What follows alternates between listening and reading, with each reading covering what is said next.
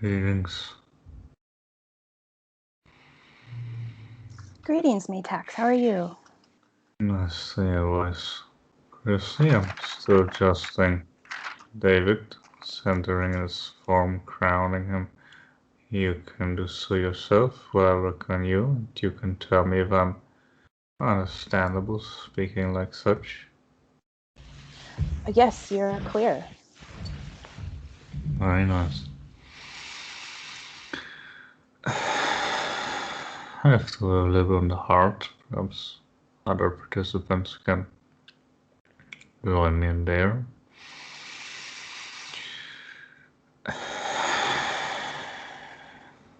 First and foremost, we've had an obvious disagreements with our connectivity to the reptiles. There's no hostility or anything like such, for which we have changed an agreement or the idea that we as a collective, including the incarnated form through whom I'm speaking, are working more succinct, not being interfered with the energy of another species, such as the reptiles, which is greatly preferable for the connectivity due to the effect on the heart that some other entities, like prominently reptiles, but also some other beings might have, which makes it more difficult for him to bridge those frequencies while already bridging the frequency between our collective and the human world in which you all live, etc., etc. So therefore, this makes it a lot more easier to have a greater percentage of our frequency. In this case, mine comes through this process. And as you might be aware, the connectivity has already greatly increased since I first started speaking in this direction, which makes it a lot easier, as usually it took me much more what you consider time to adjust in Dave's form in order to be able to speak through him clearly.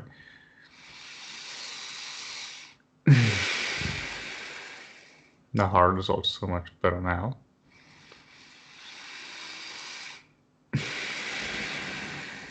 I understand Dave is so willing to bring through the reptiles in certain increments as a Tim person, producing such recordings of their interactions.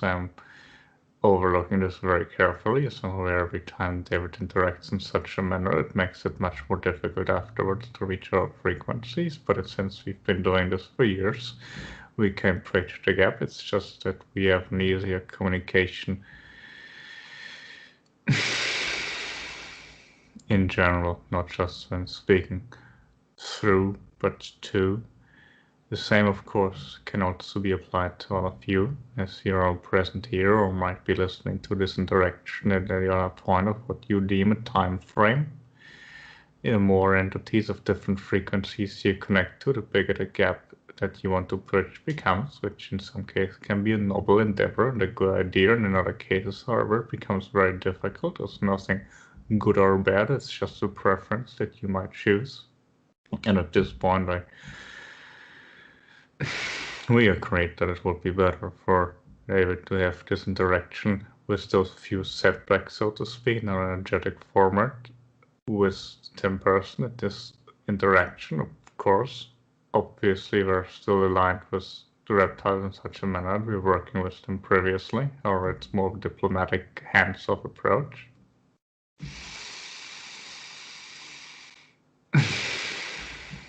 And furthermore, we're also working on the idea of what you're considering a book project, which however brings up ideas in David concerning certain memories of being in our species, also including certain altercations with reptiles as well, etc., etc.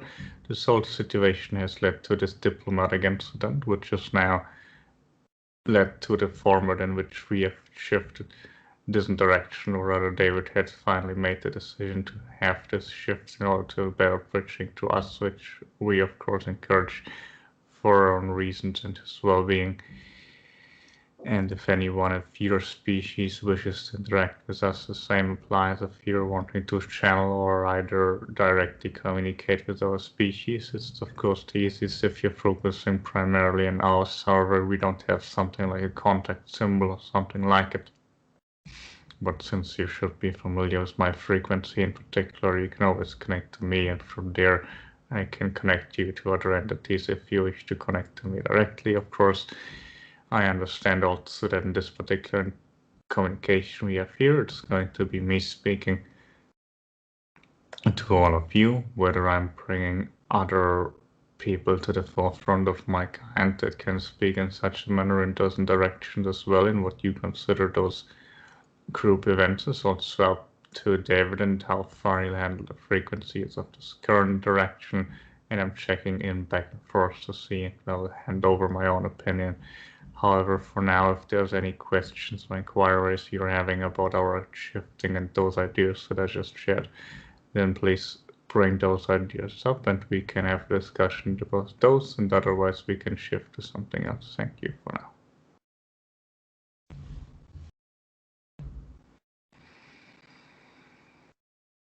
Thank you, Metax. I can tell that your energy is coming in a lot stronger this time. It's great, it's wonderful, and I'm glad that it's been a positive shift for everybody. Yes, I understand there are people with a greater interest in the reptiles than our kind. There's no offense. There are people that simply find it more exciting. Though I know those beings have also had a strong imprint on your world and what you consider the ancient past, and some deeming them still to be very influential in your world, which in some cases is true in terms of them operating from the non-physical, not necessarily with them shape-shifting, as some have mentioned, into a human form and being your politicians, etc. So there's some truths and some untruths in your conspiracy theories, as you're calling such, about this topic. However, understand that they're very popular in your culture, your pop cultural ideas, or perhaps some misinterpretations and some perhaps correct assumptions, etc. Of course, in mythology, so I understand why there might be more interest or fascination with the species. Some might be positive, some might be negative, while our kind of perhaps played a more of pause or offhand approach, and we might be deemed more friendly and positive, which from one vantage point, of course, is one way to look at us. That is correct from this particular interpretation of energies. However, perhaps not as well known or as fascinating some beings. However, I would suggest that our frequency is very beneficial to connect to for anybody, no matter what species you are or what you're aligned with or what you wish to accomplish. Just from the energy alone, it's perhaps not as exhilarating, but also as exhausting. I'm speaking also David's experience with our interacting with our frequency, but of course that's also because of his incarnation, our kind. It makes it easier to have a bridge over these frequencies, because being incarnated in a certain species and brings through certain frequencies and energies, it's a lot easier than when the species might be not quite as familiar, but of course also the discrepancy between humans and reptiles particularly large due to the different approach towards emotionality and similar frequency, which then leads to a great struggle in some cases. So again, greatly thank David for his diplomatic approach there, and anybody else in your species who has made and is still making this endeavor. Of course, also we are proud to have written a sort of book that I'll introduce you to in the format. So I'm very happy about this co-creation. But indeed, my frequency interacting, whole frequency of our species interacting with your kind is a lot easier to bring through now that we have made this agreement. So I also thank you for acknowledging that, Christy. And if anybody else has an inquiry, or if you have one over this topic, then we can proceed there. Otherwise, you can start with your queue. Thank you. Yeah, and this is part of my turn in the queue, so I just, with your opening remarks, but I wanted to ask you from your perspective now with humanity and our planet, and we kind of like to do kind of an overall, what's going on, the bigger picture. Is there something you'd like to share, just kind of where we're at, kind of in our world and current events?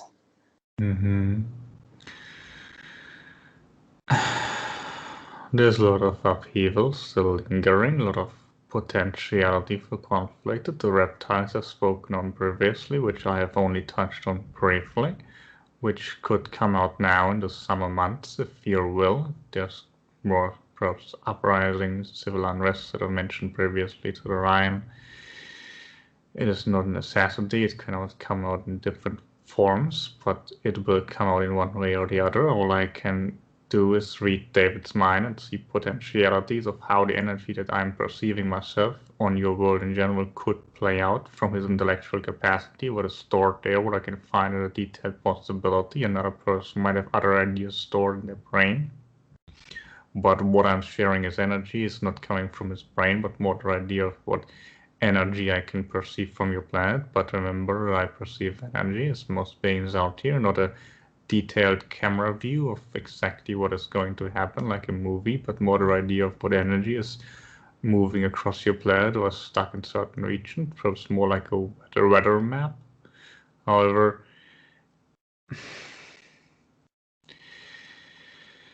the most important part really that you are in your heart centered and you remain grounded at the same time and in your world, that with the current situation that you're creating, and I'm just speaking about energies in general, not one specific event or the other, is that many of you try to get off your planet, if not physically then energetically, by becoming ungrounded, and then they get involved, for example, with my species, even though we don't encourage such, but many other species don't have those fail-safe mechanisms, so they don't necessarily retreat or reminding of grounding. They just connect to you frequently, and you can clearly do so. Also, not of non-physical, non-incarnate entities, and you immerse yourself in a bubble of love or light, if you wish, and you're getting ungrounded in the meantime, because you're trying to disassociate those frequencies from your physical form. Your physical form is essential in order to have a physical experience, so therefore it's important that you find a way to connect the frequencies you like to experience while still being firmly planted on your world with your feet. It does not mean that you need to get involved in trauma in your world. However, to be quite physically present on your planet while holding those frequencies is beneficial. One thing I suggested in terms of our species, of course, to interact with the version of our kind that exists on your world, whether you have a domesticated feline of any particular size or you're going on a photographic safari or something. I don't encourage the use of zoos or something similar where our kind might not be under the best conditioning. But if you could also get involved with the protection of our kind, etc., it is greatly appreciated. But in general, if you have some form of representation of our kind, then of course it's a good way to connect to a frequency, which then can lead to being grounded and having an open heart at the same time, which then could also put you in a situation where no matter what's happening in your world outside of you is happening in accordance to what frequency you're pulsing out, and if your frequency as well, then no matter what happens in your world, you would have the best possible experience in the moment. Now, it's of course still possible that your greater world as a whole is going through upheaval, and the previous mentioned, I believe, chronic fatigue that the person brought up and the reptiles commented on might be also coming up for then your entire planetary body, depending how you're dealing with those frequencies and how they might come up through upheaval or unrest in one way or the other, or some form of passive aggressive struggles in your summer months, likely be then in the end of your year when your whole society might come to a standstill, not so much in the economic form as you've mentioned or realized previously during your global simulated lockdown situation, but more the idea that energetically people will come to a halt, which then could be translated to a global fatigue in a sense, or at least in a large part of your society. However, an economic crash of the magnitude that was mentioned previously of the Black Friday or Thursday idea of your last century is something that does not necessarily occur in conjunction with such. That could take some more of what you're calling time or a shift in extremer energies and frequency in which direction you're moving, but not necessarily that it's prevalent right now. However, the general idea of a fatigue or burnout is something that or a meltdown is something that is much more likely, but it's all just outward. The most important message is what I shared, considering the grounding and heart opening at the same time. Everything else is just detailed intellectual information that can come to you in one moment or the other. What only the information that you really need is there and always will be there, present with you as soon as you are in that state, and especially when you're inflicted with conflict in the outside world, but nonetheless you remain in the state of being grounded and open-hearted. Then that's actually when you make the greatest strides, progress, and integration of frequencies that you might otherwise be struggling with for a longer period of what you're calling time. So you get a condensed learning lesson in such situations.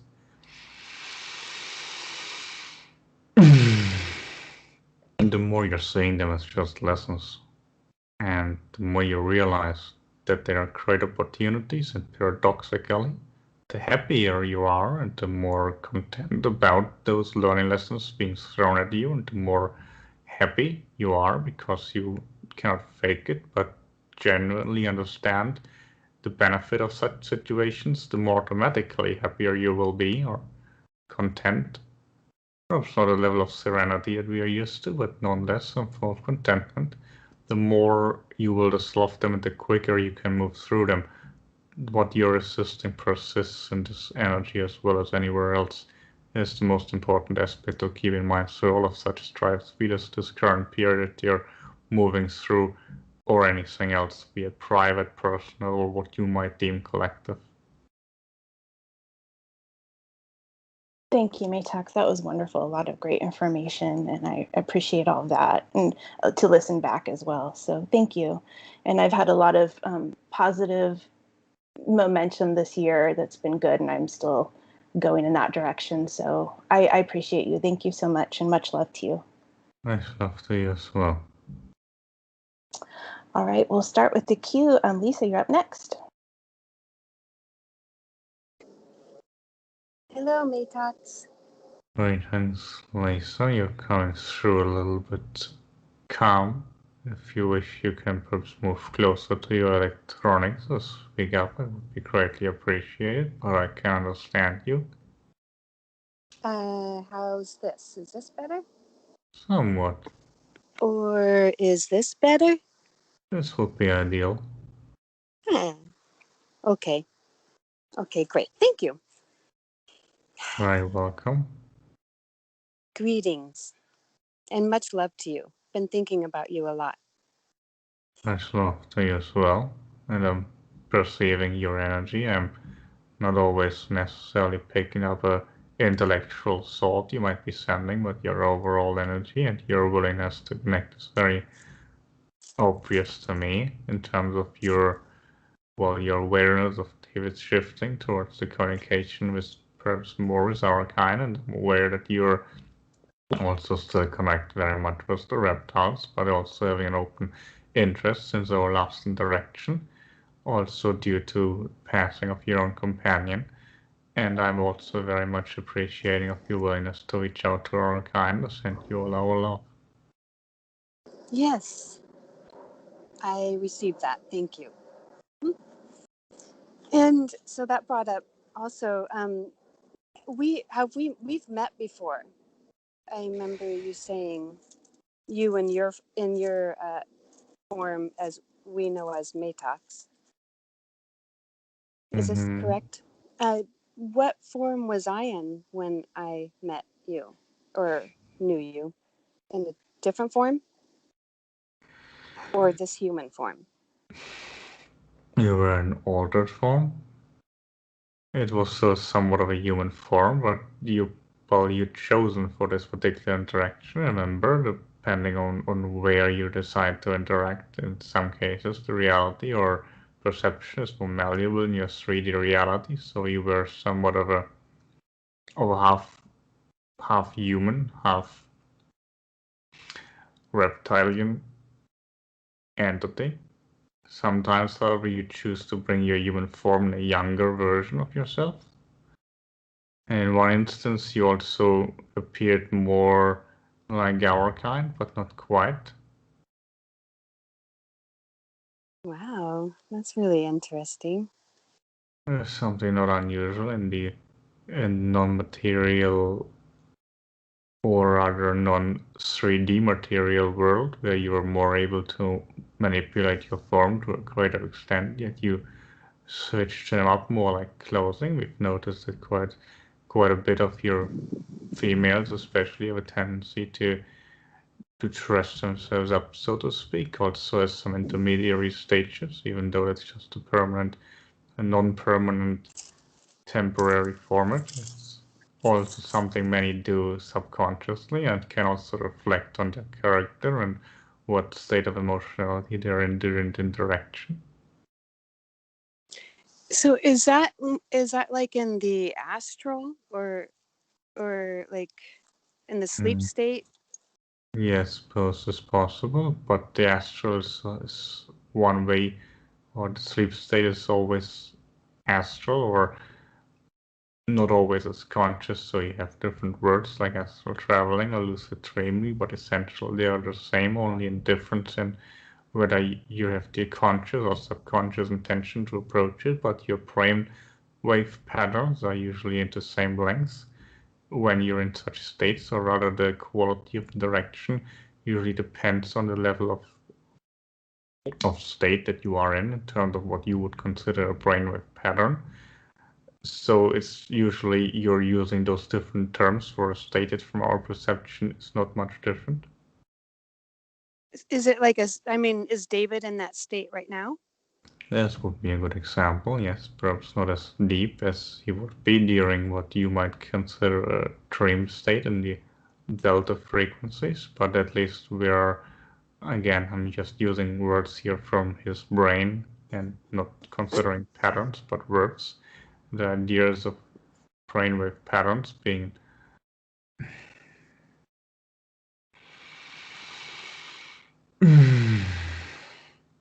beta waves. I'm aware you have differences, that you're more in a waking state, alpha or beta states. I cannot quite make out a difference here. I'm sifting through information. And the idea being that the more receptive open state is comparable to where he is now. However, when you would be in a fully astral projected state, then likely that state would be even deeper, but it would be before you're achieving a REM sleep.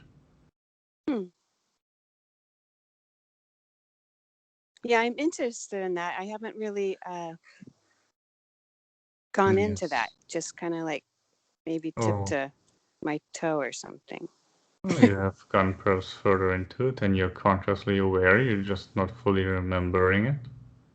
Or I think it's something else and it's just sometimes I'm already doing it. Yeah, so you just forget the experience once you're finished, and you might remember it once your ego mind is ready for it. Don't worry. Yeah. Yeah. Your subconscious mind is a very powerful tool. It sure is. I can see, well, Only you yourself can hinder you in using it. No one else can do it for you, but also no one else can restrict you. It's entirely up to you when you want to open up to certain frequencies, and when your ego mind is able to perceive such, what you're doing already anyway. Not necessary, however, to be even aware of such in order for it to work. And when it comes to such a state like the one that David is in right now, for example, it's always twisting and tweaking to make sure that he's conscious enough to be able to what you consider speaking right now. Or, for example, that he is subconscious enough or unconscious enough for my frequency to override his own ego mind, so that his ego steps out of the way. It cannot be as fully immersed as, for example, doing direct communication, doing automatic writing. However, it works somewhat easier because there's no other person communicating with him. However, and there's a whole different set of circumstances happening there because it's more talking. yeah. So I guess I seem like I might, channel. Well, really, we're just, when we're writing down things, or I'm writing down things, it's really just me writing down things and getting information and receiving it from others. It's probably not very important where it's exactly coming from. It's really me anyways. So sometimes because yes. there's times where I want to know, exactly where it's coming from or what energies, but I suppose if I was seeing better, I would already know, like a phone call, a video call. So I guess I wouldn't have any problems in knowing where it's coming from anyways, if it like that. Not all of you are clear visual, I believe. The correct term for such is. Some of you might be more clairaudient or clairsentient, etc. It doesn't always appear in the same manner. Also, channeling, as you're calling such, has a dimmer or a dial, not just an on and off button. And many of your interactions or your inspirations might be to some degree what you consider channeling. And some of your so-called channeling is to a large degree the ego of the person, and to a large degree not necessarily the entity that the person sings or might be used to connecting to. And sometimes the connection is better or worse. Very rarely it is 100% of the entity that is speaking. I don't think it would be even physically possible for a human to hold some of those frequencies. However, my ideal is obviously there is at least more the entity that's supposed to speak than the person that is translating. And in many cases, the person that has an idea, for example, for writing a book or a movie or something similar, or conducting a game, or holding, or drawing, of course, or writing just something down, they just come up with a fancy idea, like a more poem or something like it, or just having an interaction with a friend, and they suddenly come up with to say something that didn't think about previously, and they would not call it channeling, but it might be just the same percentage as another person who claims to be a perfect channeler of a certain energy would get during such interaction. And you're judging a lot of the qualities of such interactions based on the words, and the information comes through it. But I would suggest that going by the energy, both of people who are not even aware of what they're doing, as well as people that claim that they're doing this or that. And then you will have a much better way to judge if the connectivity is clear or not. But of course, you would have the sensitivity or the psychic ability, if you will, yourself, in order to be able to determine such quality based on the energy alone. However, if you have the ability, it's certainly a better and clear indicator than going by the information or the label that is being put over such a direction, whether you perceive somebody else doing it or whether you're trying to judge the validity of your own interaction. Yes. And to trust myself, just trust myself with That is whatever's always going on. important, and even more in yourself, trust the process that whatever's coming through is the best that it can come through at the moment, and from wherever it is coming, it is the best place to come from. You can send out the intention to our kind or somebody else. However, what matters the most is that you're trusting in the process. And as I mentioned previously, if you remain grounded in the state of law at the same time, then nothing of a great detriment can reach you anyway, and you just trust that the best possible direction is happening anyway. Yes, agreed. That's a process in itself. Also, I just one more question. I've been thinking about in all dimensions and everything existing at one time. Then there really isn't a necessity to change others or eradicate them, because I really ultimately I would, if I'm able to, shift my frequency to the one that I'm wanting to create.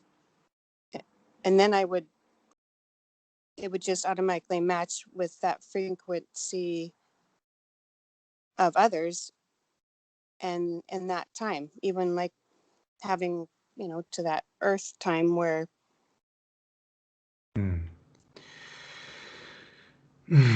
There's no necessity to even define it as such. Your whole idea of changing or eradicating another entity in such a manner is literally the same thing. That is what happens. Yes. You're just using different words to describe the same process. It might appear different to the viewer, whether you shift or whether somebody else changes depends on the perception of the individual that's looking at it, not necessarily the process. The process is the same. It just appears different depending on the angle from which you're looking at it.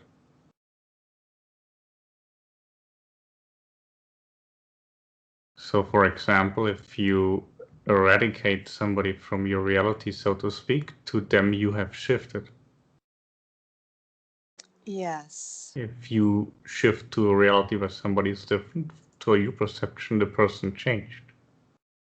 Yes. So yes, I like that. That example that you gave. I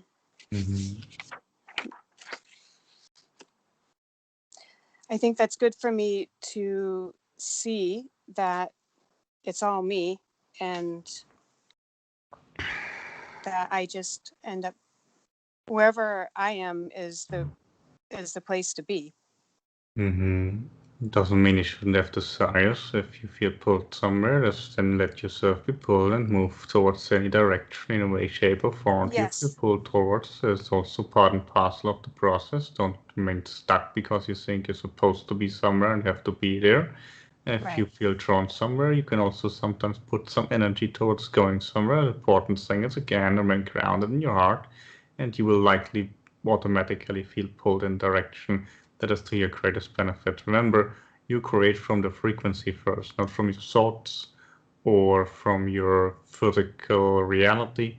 This is always a later manifestation of what you're pulsing out in frequency. So therefore, if you want to be in a certain frequency, the easiest part is to be in the frequency, to find the frequency as the one you want to be in, and then let the material world and your thoughts match the frequency rather than trying to come from the opposite end and create a material experience or think of certain things in order to establish a certain frequency or emotional state.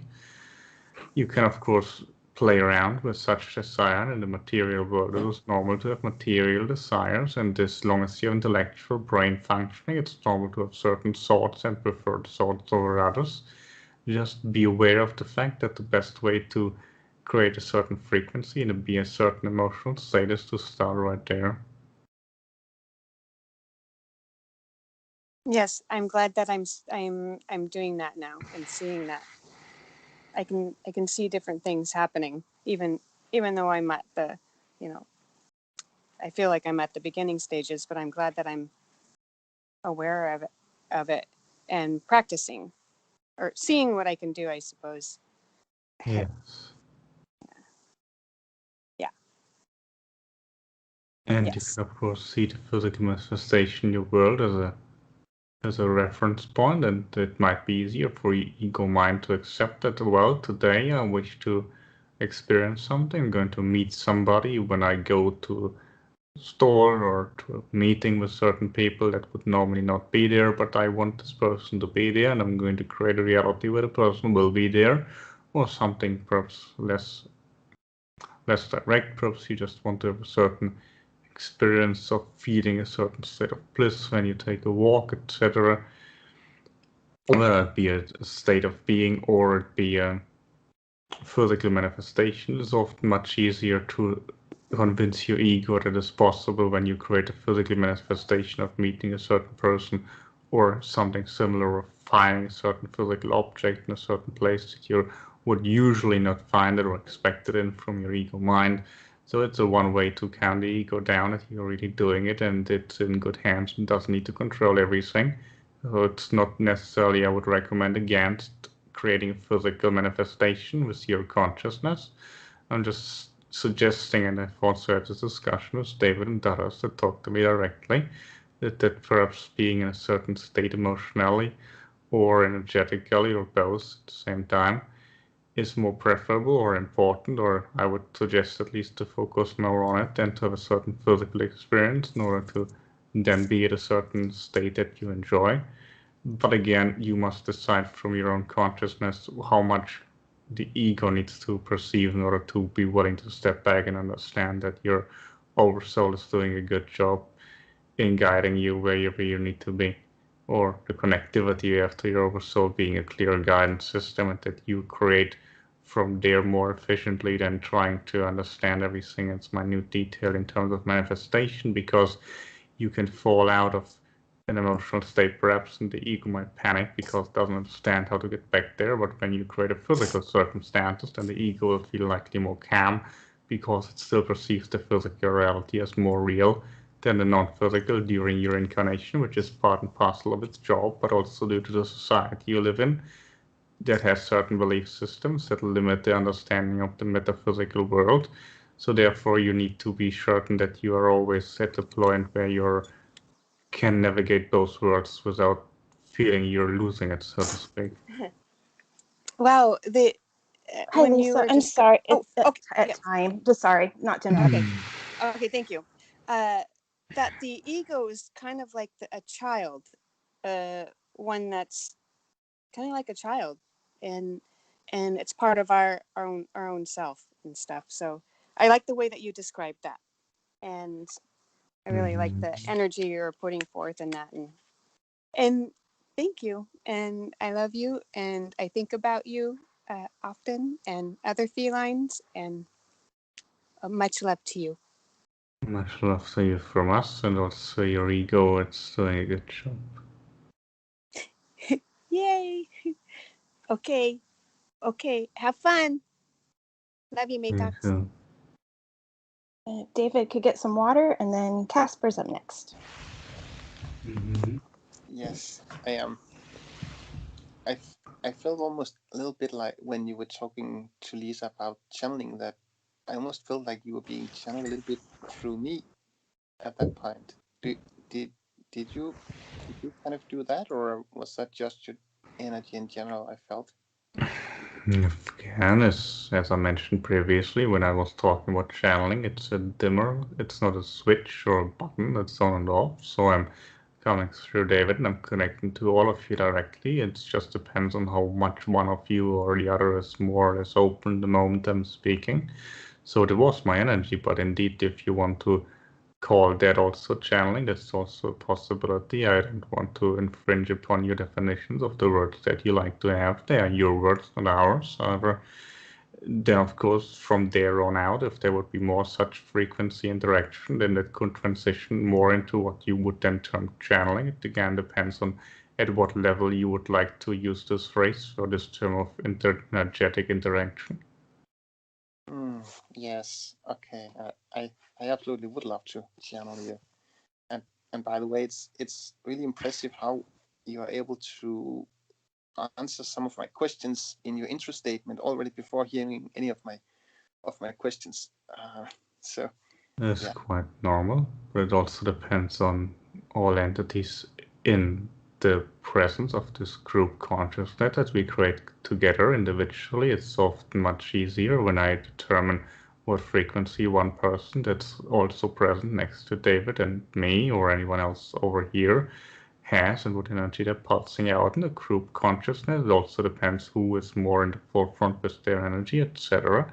But even when you're talking to friends in your world and everybody in your world that's interacting physically, or we over here, your consciousness is always connecting to each other on a much more deeper meaning or deeper level, I should say, than you might be consciously aware of. I'm just more responsive towards the frequency you're pulsing out than perhaps your bus driver or someone else you interact with in your daily life when you have interaction as human beings in your world that you have decided to incarnate in the physical.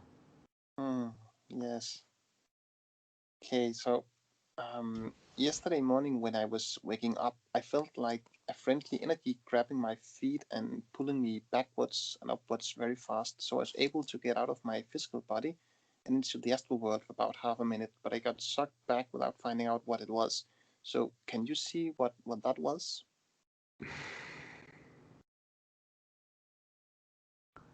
You decide to open your energy quite frequently, or to your crown, towards certain possibilities of having interactions with entities in the non-physical that can interact with you. This might have been a non-incarnated being. It certainly wasn't me or any one of us over here, but it could also have been a being that indeed has a physical form. Oh, okay, nice. And then can you tell me how I can attract and meet my spirit guides once I'm in the astral world? Just be open to it and don't put a label on who and what they have to be.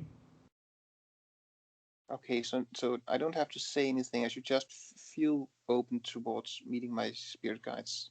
If you will, and you can say something, you can express some words before you go to bed, for example, that I wish to meet those types of beings. That is possible, just in order to get into the right frequency. But Okay. that applies to everything you wish to experience during a dream state. Whatever you want to experience, it can help if you're listening to some affirmation, if you will, or just a video clip or something that reminds you of what you want to experience, or just verbally state out or write down, if you will. Those are all just tools. Okay. And can you feel into my energy and see if there's anything you want to tell me or if there's something you see? You could get more grounded, is very often the case with your energy. Soul, your sacral grounding, lower chakras that you tend to sometimes have some blockages in, especially the lower two. Your heart also could use some adjustment, but it's usually, as I mentioned previously, many of you are switching or shifting from being grounded or accepting your material incarnation to being more in a loving state, to not accepting your material state, and then you're switching back between heart and the grounding, and in your case also to some degree the sacral. Okay. And then can you see if it was planned in my pre-life intention that I would get the chronic fatigue syndrome and the root chakra issues? And was it planned to get cured from them again or just keep them for the rest of my life? Anything is up to subject of change. So when you're speaking of something was planned, yes, you plan to have certain blockages, but it doesn't matter if you want to remain in them.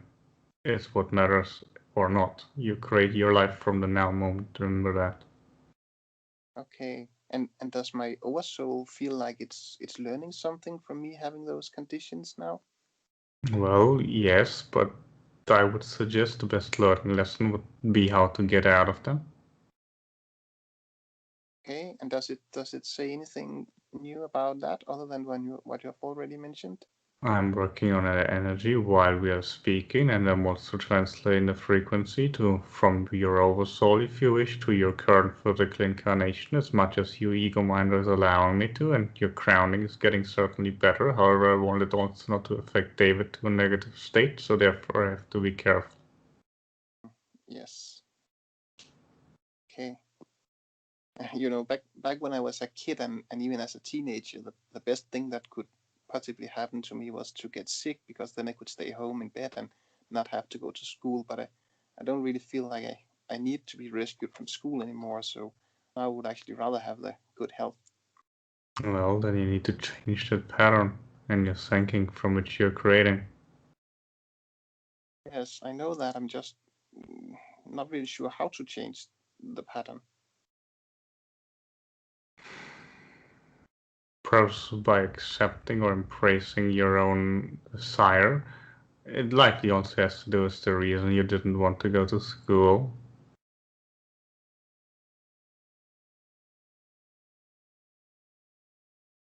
Okay. If you could raise that rise to the forefront. Okay. So kind of think about why I didn't want to go to school and what that felt like. Mm-hmm. Okay. Likely these are energies that might be beneficial for you to overcome. for your ego mind to learn the lesson, understand it can stay out the way. Okay. So just feeling that kind of feelings that would do is what. Embrace them. Yes. Okay. Mm-hmm. And is there anything else my oversoul is trying to tell me? It's the most important part right now, but again, you could also be more enjoying in the moment, just be where you are, including your chronic fatigue. Again, what you resist persists. Yes. Okay. And then I'm thinking that I've heard that there are humans from Earth who have been invited onto spaceships from different species. So I know that your collective doesn't invite Earthlings onto spaceships, but don't you have some friendly ETs in your network who do that from time to time and who would like to come by and invite me up into their spaceship at some point? I understand that many in your world wish to have a physical encounter if your world has been more present in what you consider your antiquity or pre-antiquity or Iron Bronze Age scenarios. In the modern era, it might become a possibility again. However, with the current state that your world is in, it makes it likely that the entities wishing to interact with your species are not necessarily ones that you are currently pulsing out a frequency that's conducive to it. Also ask yourself why you have this desire. That might make it easier for you to once solve anything that you might not want to look at in your material world right now. And ironically, also once you let go of the desire to be on there, you might, and you solve whatever it is that you might be trying to get away from the physical, not necessarily saying that you need to glue yourself to your planet. You can physically leave, you have the capacity. However, the idea being that once you integrate whatever that might be there, it becomes much more likely for you to be at the correct frequency to interact with entities that you want to interact with from your ego mind as well as your oversoul. Yes. Okay. And then, if you were me, what would you then ask Metax? That's a very interesting concept. I would, of course, ask how best to deal with those frequencies that I just talked about. So it certainly was an appropriate inquiry, even though I decided to read more into it than what you were verbally stating.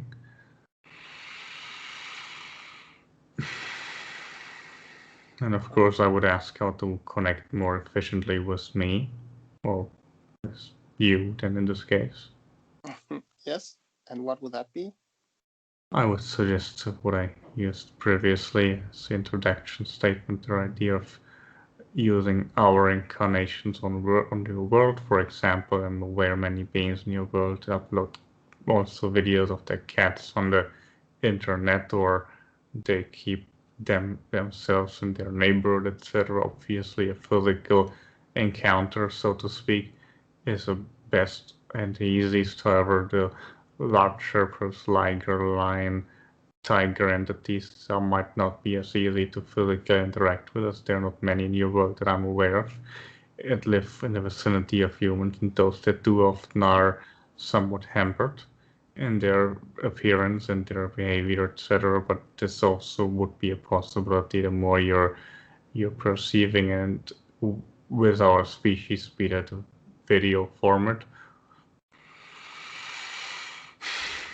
So of beings that are more similar to my kind, being tiger, lion, etc., the easier it might be for you to feel and sense my frequency, or a frequency of my kind that otherwise on your planet has no comparable representation.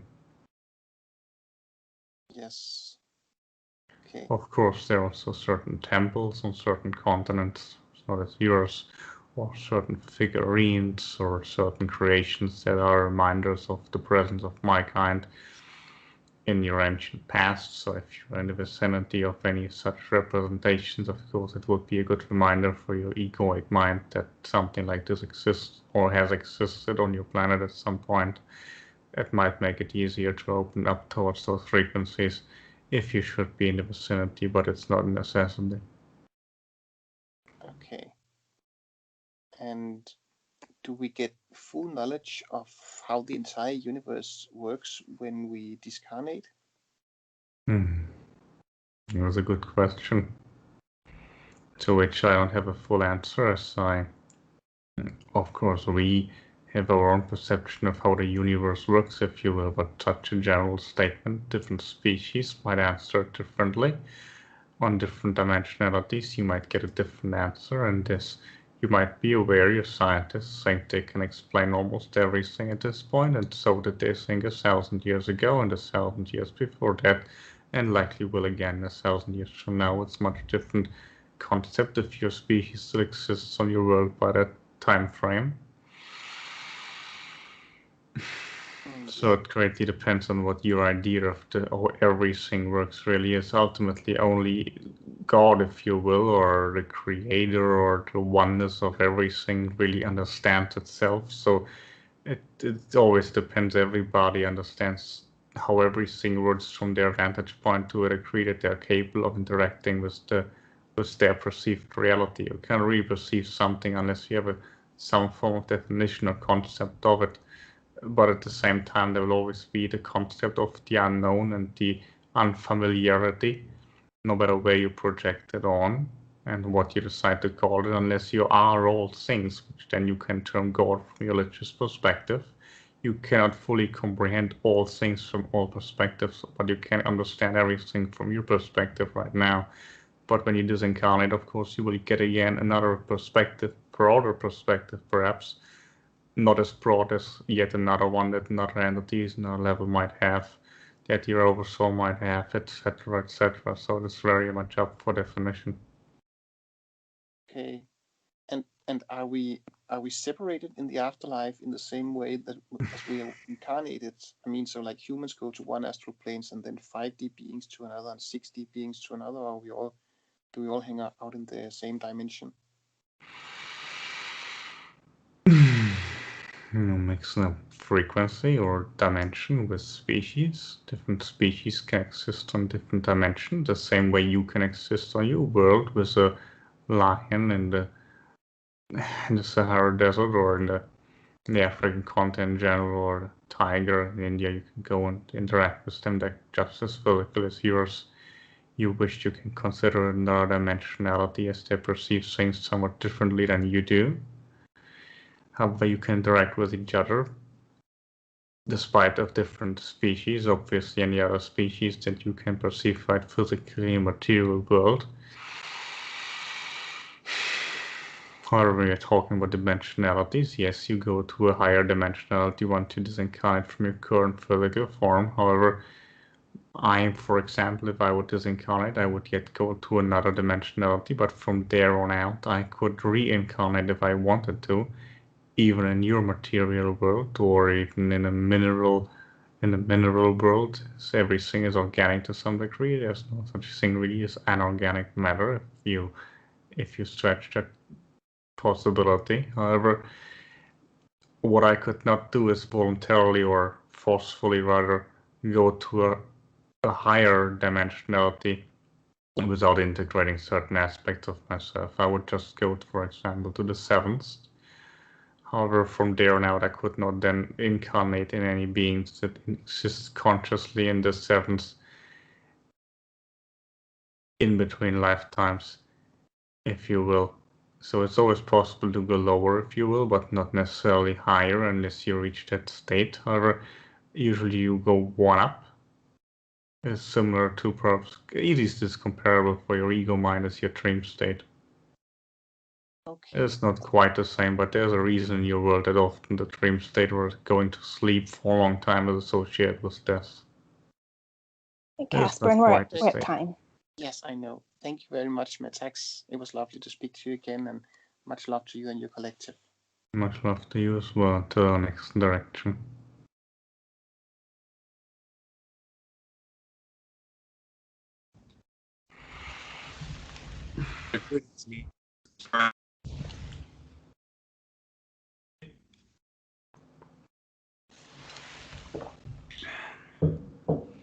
Greetings. Could you speak up? I ask you if it sounds like you just drink some, right? You just drank some. I'm drinking some water, but you're breaking off to a great degree. Perhaps you can fix your technicality if you want to interact with me, besides the idea of me drinking water. Yeah, it's been acting up. Internet.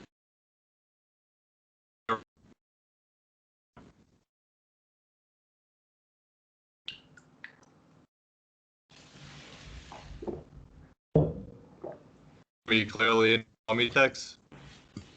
I understand approximately 5 to 6 words of the ones that you just spoke, Ryan. The rest is breaking off. Yeah. Might let somebody else go. Can you hear okay?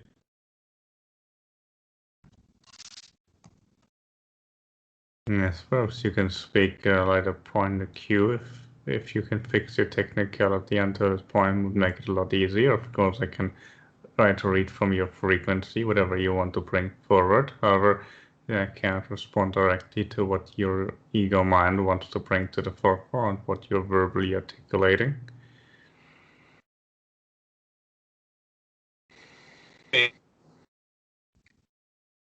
You guys can hear me well.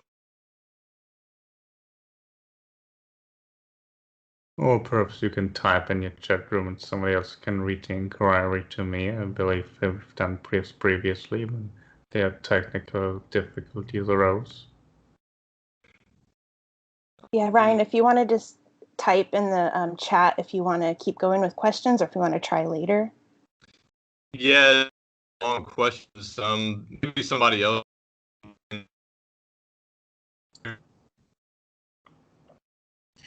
Okay.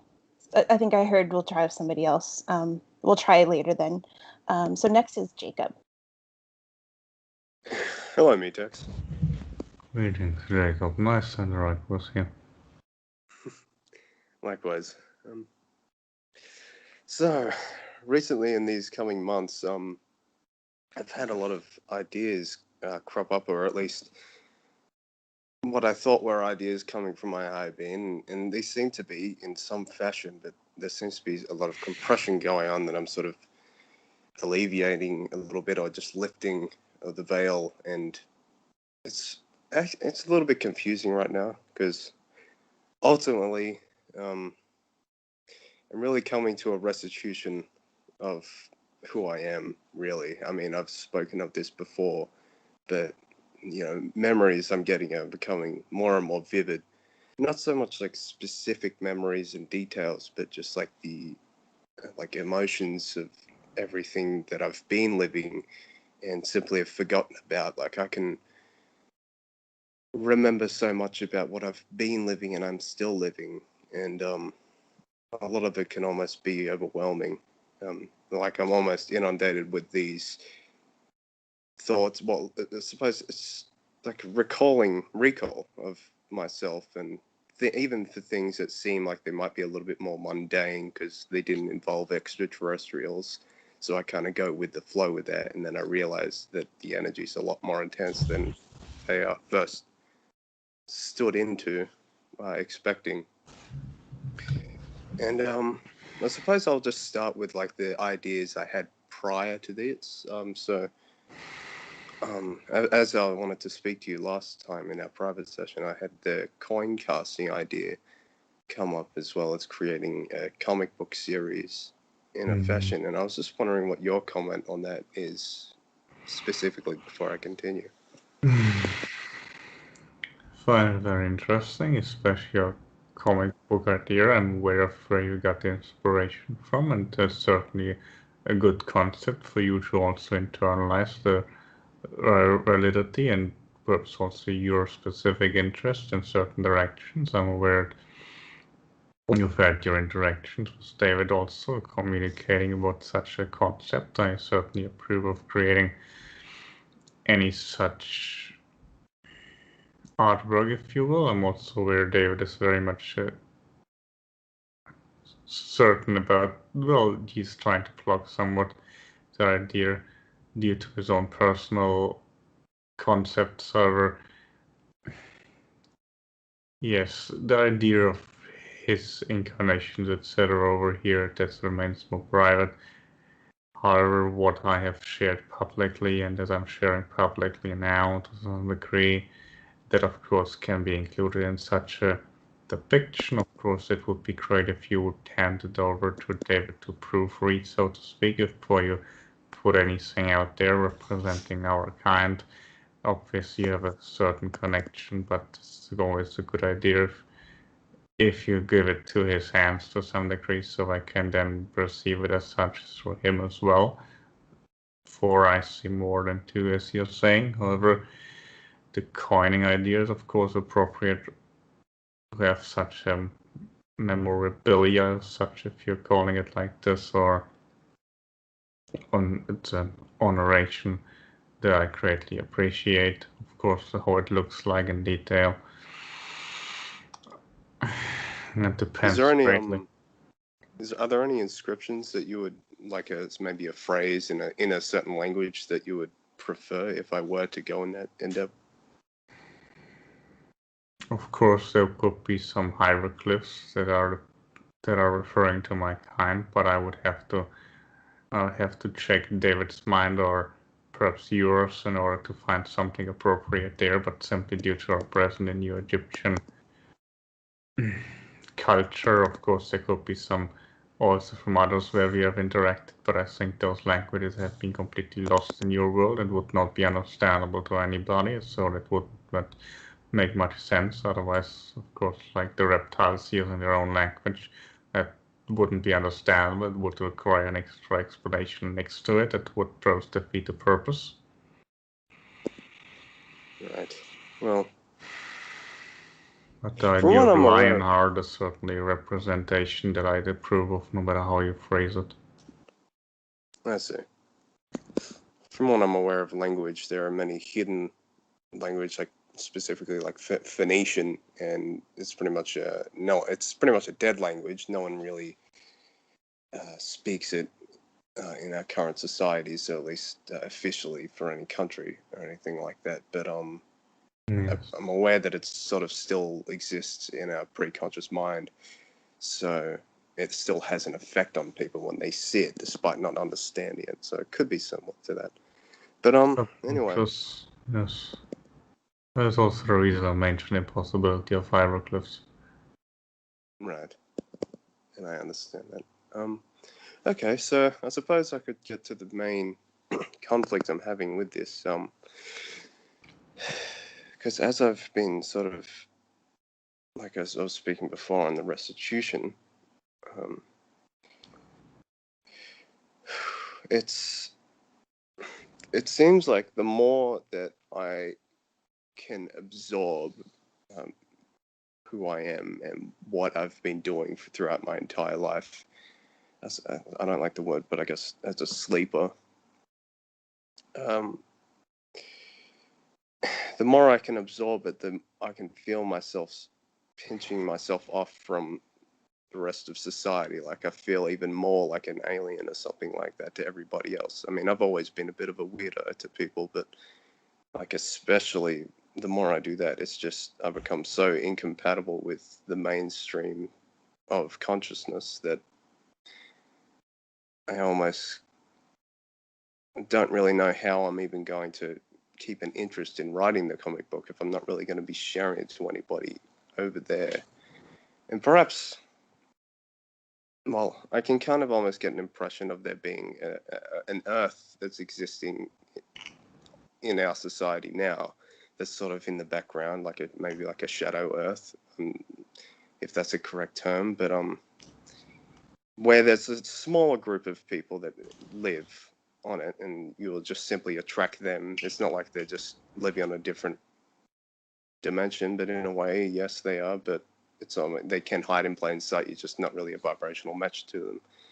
And I can feel myself, the more I pinch myself off, like I can feel myself being more drawn to those people that perhaps might see physical ETs all the time and not really think of it as being much big deal.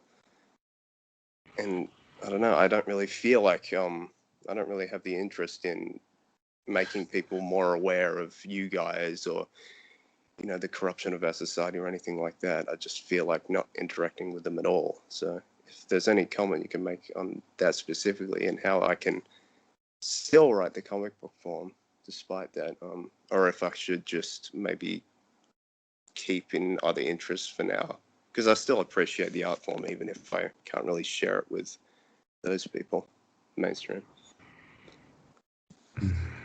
Yeah, numerous angles to this. I'm very well aware of where you're coming from David's own endeavors, prior to his decision to bring through our interaction the same way that I'm speaking through him now, with him having the impression that, for example, people like you don't exist in the way that there's nobody who would be able to perceive interested or relatable in terms of those frequencies, which is also the reason we decided to interact in such a manner instead of him trying to verbalize things himself and hold lectures himself instead of just translating what other people like me, for example, have to say. Also, you can of course write your comic book just for yourself and other people that you can hand it out. It doesn't need to be a commercial endeavor where you're selling it at a street corner, so to speak, or that you having it listed at your local comic book store or selling it over your internet, but just writing it for you and a few friends perhaps, or people that are interested in the same subject, like this group, for example, or just putting it on a website that then those few people would find, or not, if you will. Of course, you can also put it out in a commercialized version and not even suggest that it is real or supposed to be real, but then of course you could be more creative and have it loosely based on real events, so to speak. That's a wide bridge that you can build there if you want to. However, I would certainly encourage that it is more accurate and detailed if it's supposed to be relatable to our kind or about it. However, you don't have to put it out there for that purpose, and also you have to ask yourself why, or I would suggest you ask yourself why. You have this desire to relate those ideas to the human species in general. If you have no other interest in interacting with your species you have incarnated in for this lifetime, or rather, what interest lies there still with you to incarnate in the species you've come there for a reason to interact with other entities. Also, you define yourself as a weirdo or the way you're perceived by others, but you decide how you're coming across, and are you afraid of coming across in such a manner, or is something you find impossible to avoid, or how far is this related to your desire to share information, like a comic book, for example? That's a good point.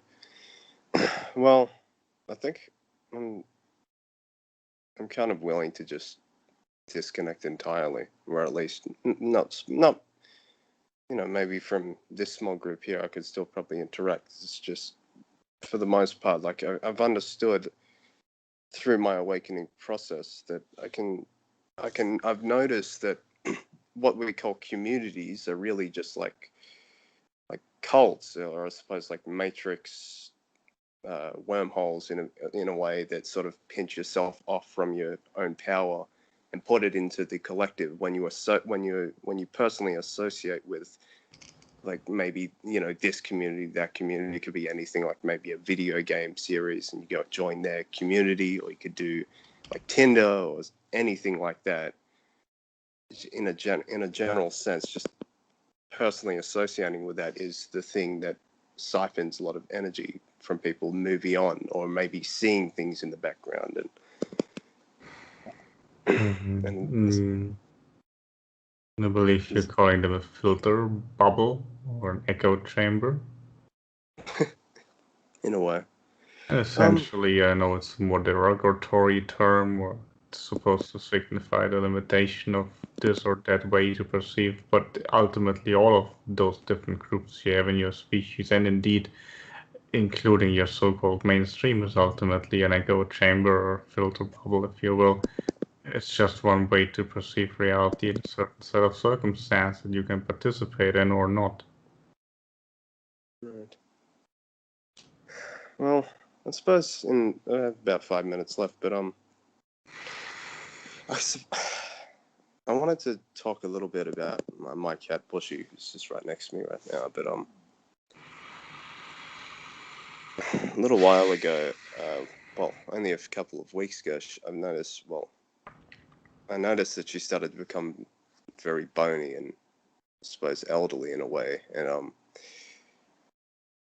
that brought up a lot of emotions in me because I suppose I've had her for a while, but she's always been quite healthy, and then just suddenly having a shift in her health in that way, or just becoming more aged, sort of opened up a lot of sadness with me, and I decided to go with it a little bit and just allow myself to accept it, despite also having the desire to keep her here. So I just let go and tried doing things with her. Well, I am still doing things with her that I know would be more beneficial. So maybe I just got like pieces of string and just playing around with her, like a mouse tail or something. I was thinking about building a cat tent or something like that.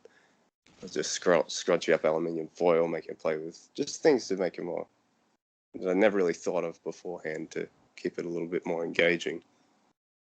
And that seemed to make it a little bit less bony, even just in a matter of days. But if there's any comment you'd like to make on just what process I'm going through right now with her and where that could lead, that would be interesting, your purview on that. Well, she obviously entered your life for a reason, and when that reason is over, she will leave your life again, whatever means necessary. Remember, if the being decides to remain in your presence, that is for a good reason, and you need the energy. If you get the energy from somewhere else and have another experience, then there's no necessity for that. However, also energy can congregate, so it's not necessarily an exclusion. However,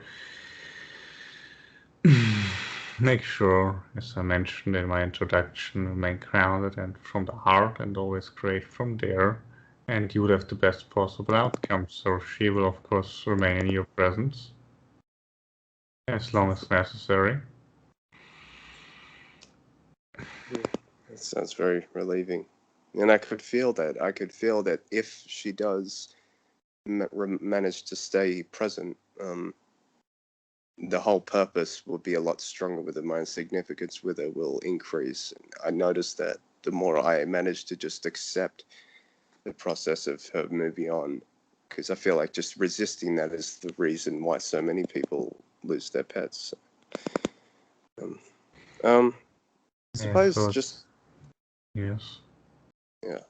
Just before I go, I have a couple more things that sort of came up when I was recalling memories. I have memories of sort of what I believe is human technology and being locked inside this weird room, this very high technology room. Has this energetic spiral, or not really a spiral, but lots of interlocks in a way, or spinning on a platform.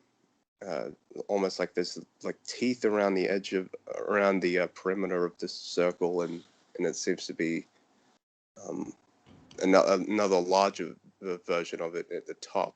Almost like it's like you stand in there, and I remember going in this weird platform a lot, and I remember it's funny when I'm recalling who I was, because I'm also recalling the process of people telling me to forget about the life I'm living, telling me that it's not worth it or whatever. And I remember the inhibitors that they put in me, because my power is a lot stronger than I first assumed. Like I can tell it's the vibration is very, very high when I recall who I actually am, what I'm doing when all these inhibitors are supposedly switched off, and how I can actually get back into it. But I can also fall into a bit of shock. Like I have memories in this physical body walking around and meeting people like elves and wolf people in a very physical way, and just talking to me. And I suppose when I recalled that, or even training on Gathar and just the real extreme intensity of that. But even just very simple things sort of put my body into shock, I suppose. Just it was like, oh my God, this is actually real. And it's a bit of a process I'm going through. If there's any advice you want on that before I leave, on, I suppose, how to make those energies crop up easier, so I'm not so much overwhelmed. But yeah, I'd appreciate that, Metax. Some degree relatable to what I previously shared with Lisa. However, first and foremost, of course, don't fear any possible reaction. This, I would suggest, an unnecessary amount of what could be, what if, overwhelming, etc. It is likely not as extreme as you might perceive, or at least not as negative. What you might associate with fear is actually positive, and some of the things you think might be shocking might actually be exhilarating and interesting, or even calming in some cases, but mostly interesting. Right. Yeah, and I have been noticing that too. Like a lot of memories seem to be quite pleasurable or exhilarating, but yeah, I think it's just the idea of your physical body doesn't understand that it's real. So I suppose trying to force it to accept it makes it a little bit sick almost, just like a bit like the Matrix, I suppose, when Neo, the main character, Thomas Anderson or whatever his name is, just sort of realized what's going on, and then he sort of sat back and was like, oh my God, what am I living? And going through that process a little bit in piecemeal. But okay. Any final words before I cut off? Because I think I might go now for more people to speak. Yes, much love to you, also from Myra, of course, and being so rare, and since you mentioning Keter, also much appreciation for your interest, and of course, the more you also concentrate on the positive aspects of your memories, the easier it'll be for you to embrace also other aspects that you might, at least your conscious might deem more negatively. That's from them and me. I approve of the idea. Okay. Much love, Metax. Much Much love to love. you and all of Gatha, and also actually Tigress, because she's been helping me with that, the recall as well. Okay. Farewell. Farewell.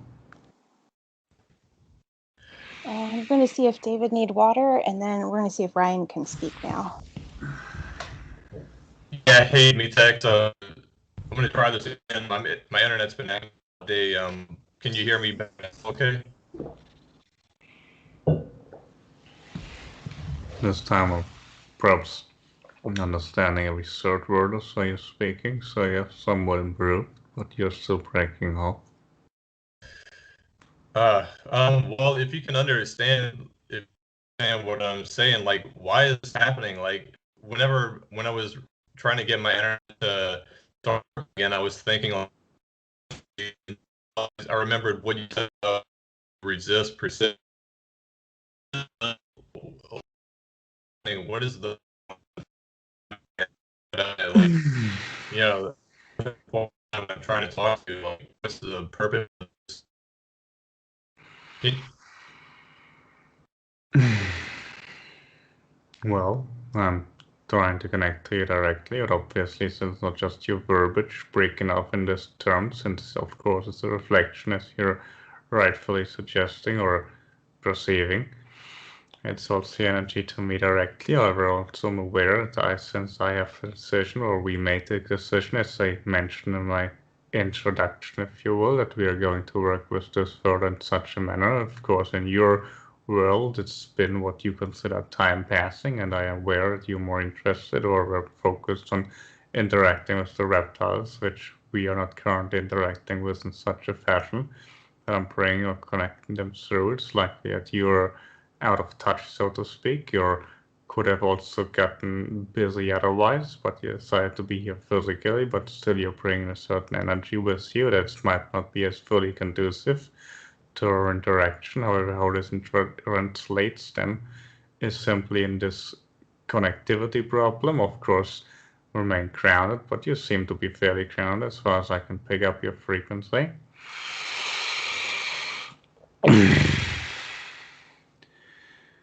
Perhaps you could open up further towards my energy in particular. It would make it easier.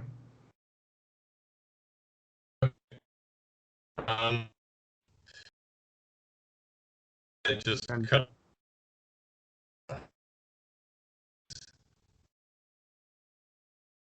And again, as you also mentioned, if you don't resist and accept the current state of connectivity, that might make it a lot easier for it to reemerge whenever the time being is correct.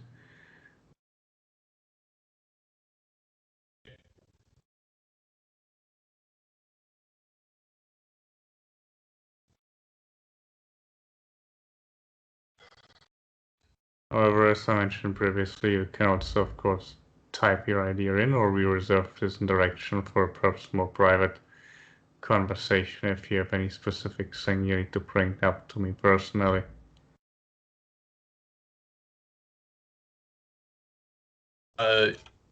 Yeah, maybe keeps cutting in and out. Metax. You're still cut off, Ryan. Yes. Yeah, it's all right. Well, I mean, it's frustrating, but I guess I'll just have to connect with you. I mean, I was a private session, like apartment right now. Moving. I don't even know Metax, but I'm going to move into a new apartment in about until after I move.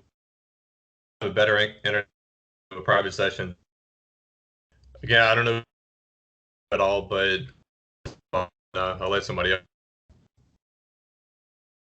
Much appreciation in this new endeavor and new surrounding that you might find yourself in. Then from then on forward, you can interact for me in a private manner, or maybe until then, we will also have another group interaction. We shall see. Otherwise, of course, you can always interact with me directly as far as you're able to pick up on my frequency. Okay. Well, like I'll get one more, which I was ask you today. I don't know if you can hear, about a month ago, I was like sitting on the grass lawn in the middle of my old university, and I was looking at the sky, and I saw like a, I saw like a circle with light around the edges of it, kind of like flipping across the sky, like all kinds of strange angles. Like I normally don't see like, alien shit very often, so like I didn't want to associate it with that, but else that possibly could be. And the strange thing was I like at the exact time that I was thinking like maybe after I moved to my apartment would be like kind of further out of any cities, I'm able to see like alien ships more often. Like at that exact moment is when I saw it. Anyway, if you hear this question, do you know what it was that I saw in the sky like about? Remember, first and foremost, you're always creating as you're speaking, quite literally, abracadabra. In this case, you made a spaceship appear. Of course, this was something that looked exactly as what you, from your mind, were pulsing out. It could, of course, also just been from your governments, but likely not what you consider a conventional craft, but an unconventional craft.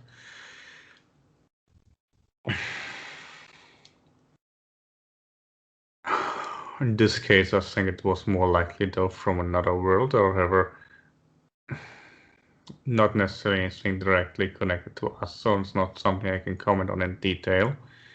Maybe also beings that are inhabiting your solar system on some level, or perhaps someone who's just there present more often in another dimensionality, and for a moment you were able to perceive their frequency due to your own looking forward, not so much the idea I wish to see something now, but more the anticipation and excitement that was connected with that anticipation of expecting to see something and looking forward to it, and perhaps being more convinced or more certain of the possibility, and therefore then shifting it there, or at least for a moment being able to perceive something that was in alignment with that expectation, rather than just hoping but not really believing in it, is how many people in your world try to manifest, which is not nearly as effective, obviously.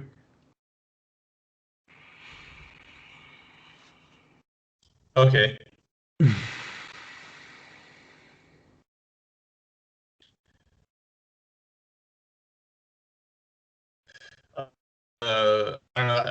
I don't know if you can hear me now, Metax. Your audio cut out entirely, so I don't know if you can hear me, but yeah, I'll let the next person speak since I can't hear you at all. I don't know if you can hear me, but if you can, thank you, Metax, and talk to you sometime soon. Thanks. Bye. Much love to you, Ryan, and I'm sure you'll be able to pick up from the recording of this interaction. Goodbye for now. Goodbye. Greetings, Metax. Greetings. Much nice to interact with you another time. Do you need any more water? That's a good idea.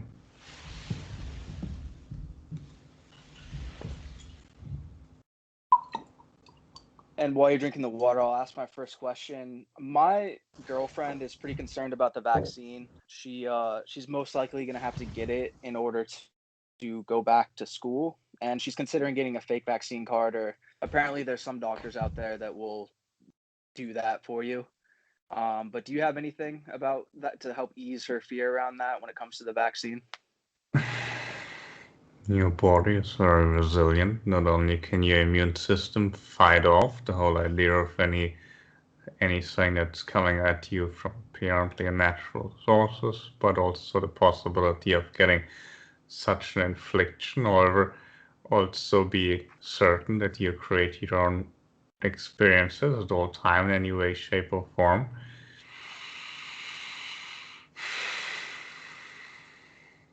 Your body might be able to withstand also any negative consequences of such a vaccination. I'm aware I'm not going to comment through David here, since this might be a public release, so to speak. Anything that could be interpreted encouragement of criminal activity, so therefore I'm perhaps a little bit more hands off here than, for example, the reptiles would likely be in such a situation.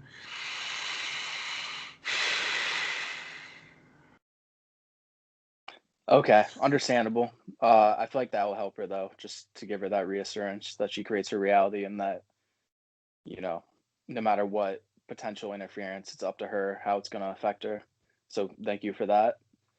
Yes, And also anything can be possible, including the not necessity of getting vaccinated or something happening that changes the process.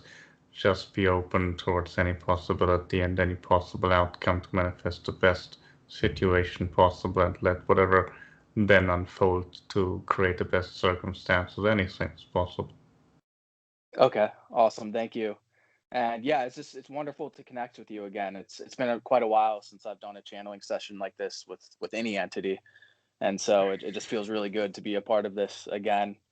And is there anything that stands out in my energy that you'd like to share? That anything perhaps that's different than any other time we've connected in this way?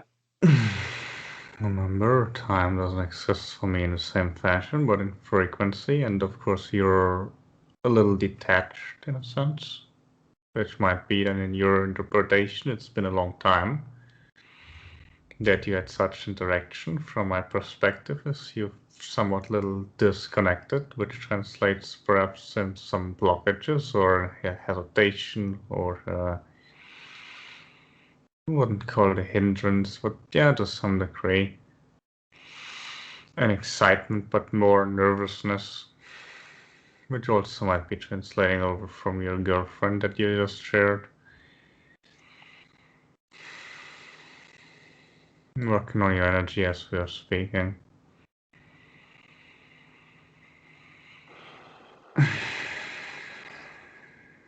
It's Okay. getting better, more calmed down. Yes, we were mostly excited and also nervous.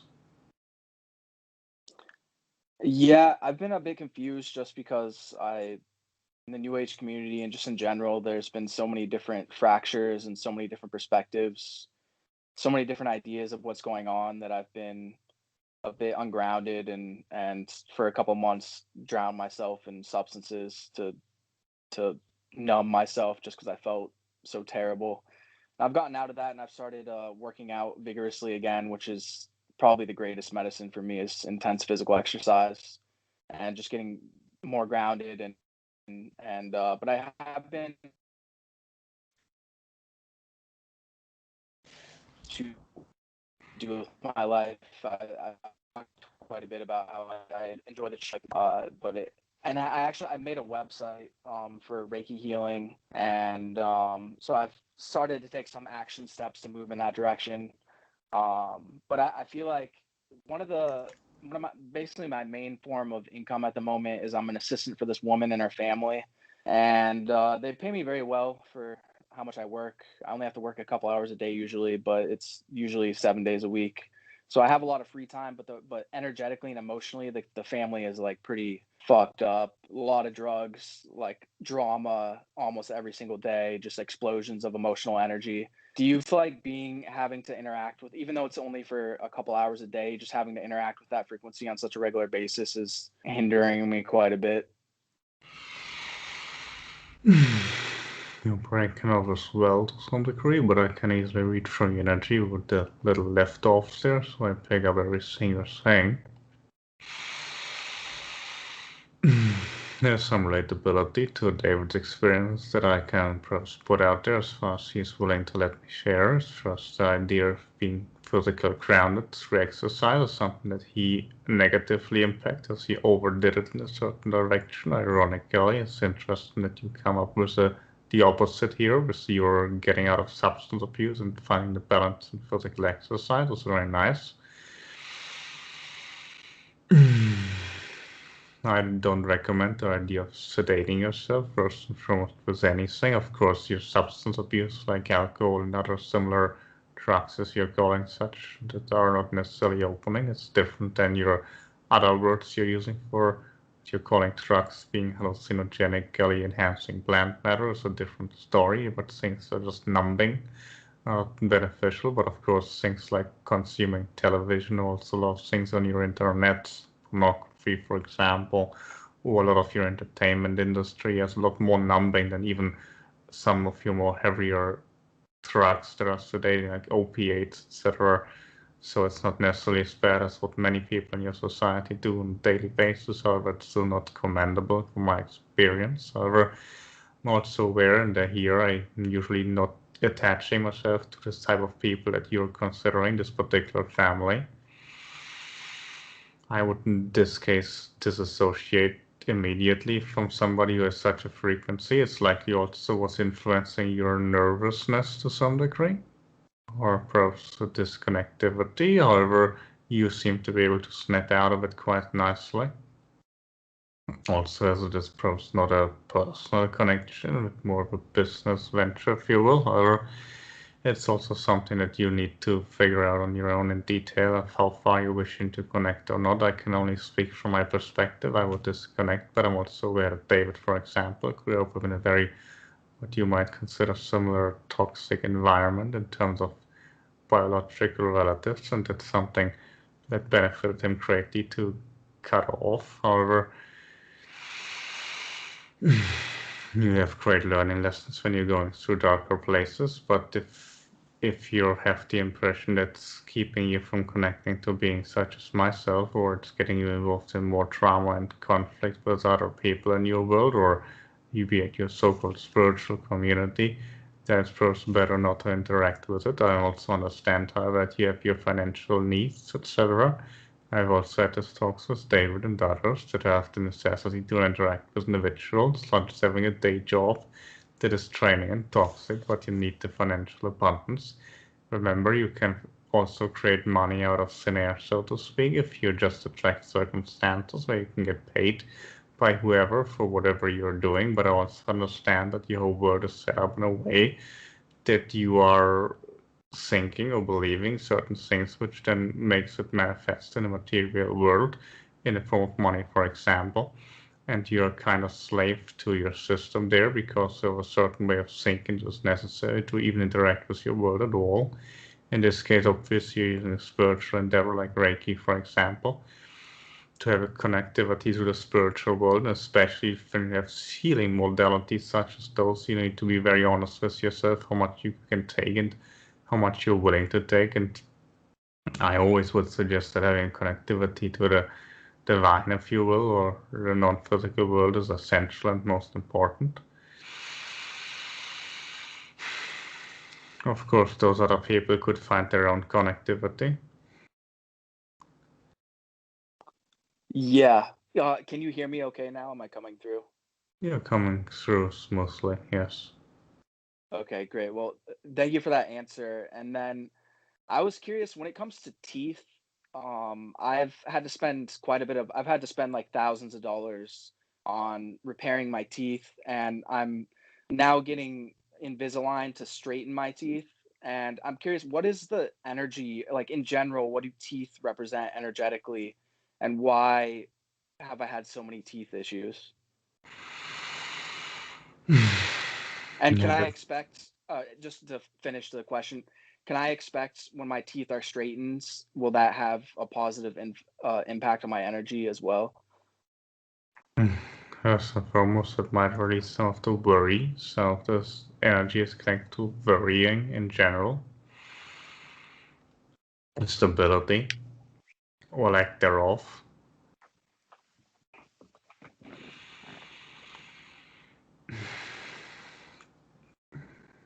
They're obviously also associated with your throat since you're in that region, however, not as much as perhaps other organs, especially, or functions in that region. It's mostly to do with stability.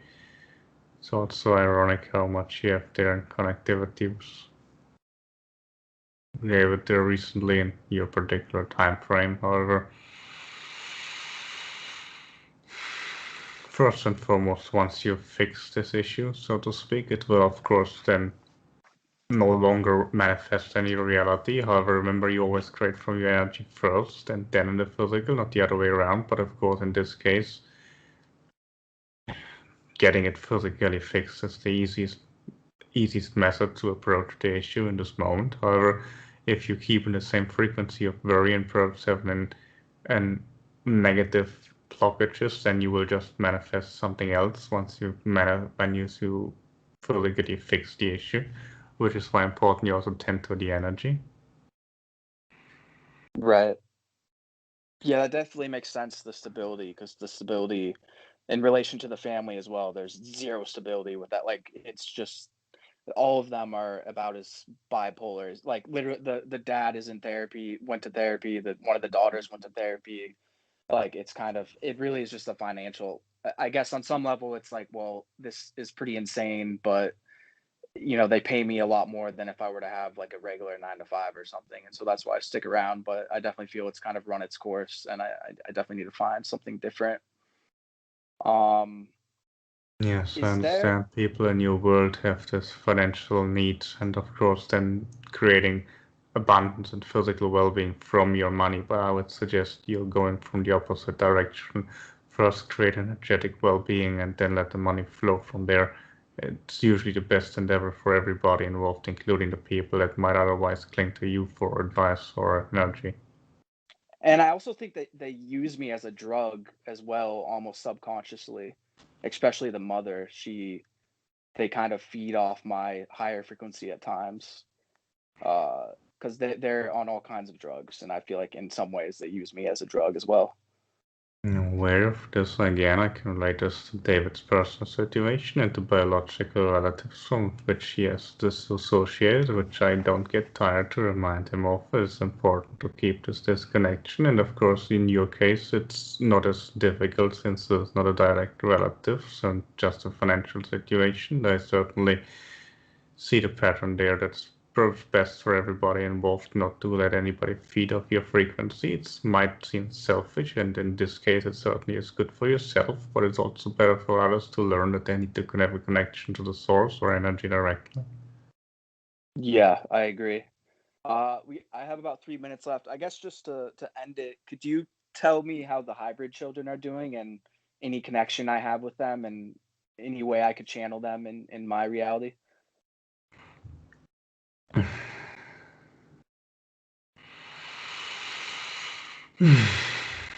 There was a large breaking point between us and them. They are more now aligned with other hybridization projects, and they are more on their own now, so to speak.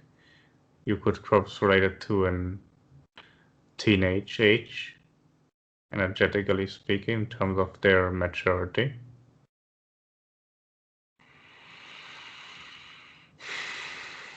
If to don't incorporate our frequency, of course, instead of the reptiles, if you are able to maintain those post frequencies, like for example, David is still doing whenever he's reaching out for the reptiles, of course, that's also a good way to maintain the frequency as necessary to, for example, bring through those particular entities. Of course, you can listen to the recordings of them having spoken previously through David.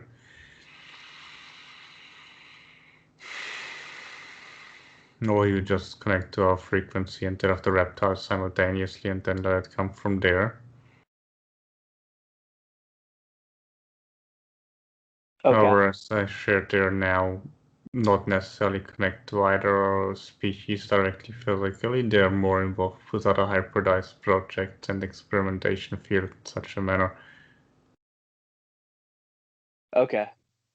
Alrighty. Well, thank you for all the wisdom and the love and all the energetic attunements. I appreciate it, Metax. Much love. Much love to you, and I look forward to the next direction and whatever circumstances that will be.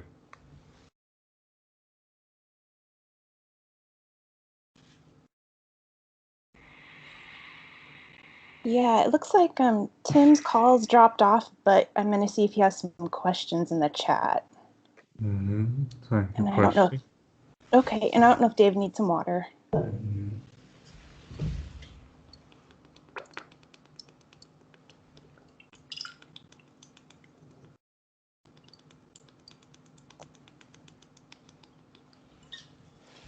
So Tim is asking, he says, I would like to ask about ideas on being a better parent.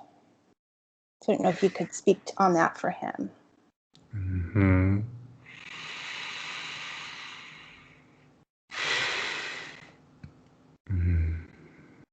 Best And he idea, said, of and course. how they interact with their children, parents and children, yeah. In general, obviously, is a biologic connection, so there's a genetic memory, if you wish. It's not just you and your children, it's also your own parents, grandparents, your own bloodline, everything. It's more biologically connected, has an energetic influx to some degree. Genetic memory plays a large role, but of course also it makes telepathy easier, and it can be good or bad, depends on what type of frequency it is. Yes.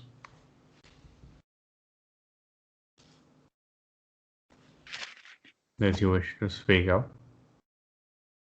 Can you hear me? Yes. Oh, okay, cool. Yeah, sorry, it just dropped out then. It's funny how we're all having connection issues. Yes, apparently some of the shift that we have decided was working with David directly, which created a much better connectivity between us and him, me in particular, who's speaking through him now. However, some members of your collective might have then instead some connectivity issues with this amount of frequency that's coming through. Not that it's better or worse, it's just slightly different, of a different intensity that might not be as fully aligned with some entities that are more used to communicating with other beings, or at least not to the same intensity of our frequency as we can now establish to this agreement that we have now. If you also pay attention to the people that have perhaps more connectivity to reptiles than us usually, or then, for example, those that are more aligned to our frequency anyway. So am I having connection issues with you? Is that what you're saying? I'm saying that the beings in your world that previously spoke, you included, have perhaps lesser inclination to incorporate my frequency or that of my species in particular compared to that of the reptiles, and found it easier to connect to me and us, while we still had not as much energy flowing through David. and his energy proves being more aligned with the reptiles, which is now to some degree shifted, but that should not be an issue. I'm certain that we can get that aligned quite sufficiently without necessity of me reducing my frequency and flux. Sure, yeah, I don't want you to have to do that. Before, when I was listening to you, I was perceiving other entities from your world connecting into me. Could you explain what was going on there? Yeah, so it's likely related to your connectivity issues, as some have attached to your frequency, and one has touched your heart to some degree that made you shrug energetically for one moment. There was a female from the council, or it was a purely diplomatic approach, and it was a certain curiosity, but it didn't just approach towards you, but towards certain members in the whole collective that is here present that are interacting. I certainly recommend allowing the frequency, and it would be very beneficial for everybody involved, especially the sacral and root issues, especially the sacral.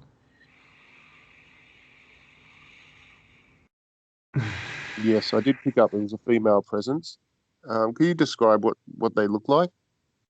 Well, she is a lioness to a large degree. She has some fur patterns that remind you of tigers or leopards, perhaps, but only around the arm regions and around the wrists, up in the lower arm. You might be reminded of a tattoo if you saw it.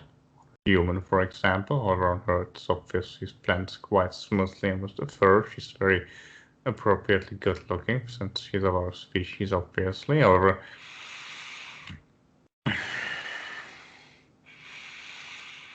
he's not quite as tall as I am, but of course a lot taller than you still. Her fur is more brownish, or as tawny as perhaps you might imagine a lion you were, as many over here are as well, more of a tawny color. The tail is fairly thick and doesn't have the same shape you might expect from a lion in your world, but it's more in one without the end of it, as the lion tail is somewhat different from what you might deem another big cat. The tail is perhaps likely more that of a tiger in terms of like the shape of it, not so much a snow leopard, for example, not as blown up or puffy, but straight. Now it's more longer than you might think otherwise, going down to the ground. Well, I'm aware David is not approving of me currently playing somebody else, and even though she has a certain interest, so you might want to reserve that for private interaction if you have more interest in her in such a manner. She's wearing somewhat of a gown or a certain representation. It's more like artwork, or it's you term it jewelry or something like it, or fashion. But it's also usual for people in the council to have such designation, but it's not necessity, so it's more of a personal choice to bring something like this up. Or eye color or bluish.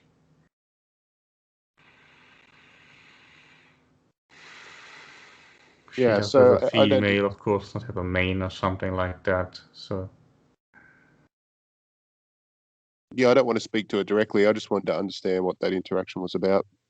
yes, again, she wasn't just touching you, but she was in general sending energy in the group, and she is somewhat curious. There's several members that have a certain interest, and they're looking in when we are talking in this particular collective endeavor. Yeah, I did perceive several of them. Yeah, it is strange.